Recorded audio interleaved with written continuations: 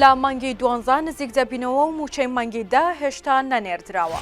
وەزارەتی کارەبای عێراق ڕاگەیەندراوێکی بڵاو کردەوە.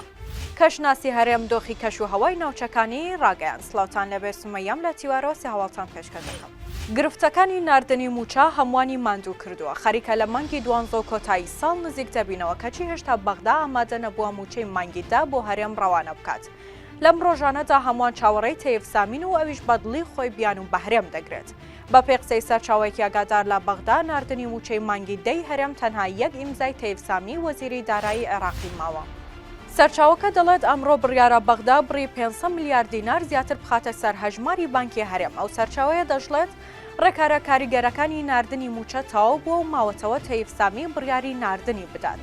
بەگەیشتنی پارە لە بەغداوە چاوەڕێ دەکرێت کۆتایی ئەم هەفتەیە دابەشکردنی موچە دەست پێ بکات و کۆتایی با چاوەڕوانیەکانی ناردنی موچەی مانگی دا بێت.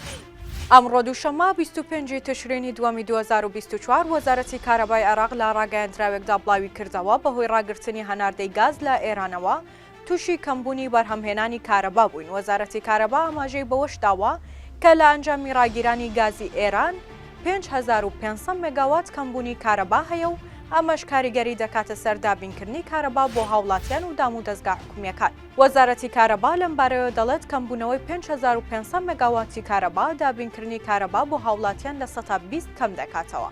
بەپێی زانیاریەکان هۆکاری ڕاگیرانی هەناردەی گازی ئێران بۆ عێراق چاکردنەوەی بەشی گازی ئێرانە و جارێ نازانرێت کەی ئەم کێشەیە چارەسەر دەبێت.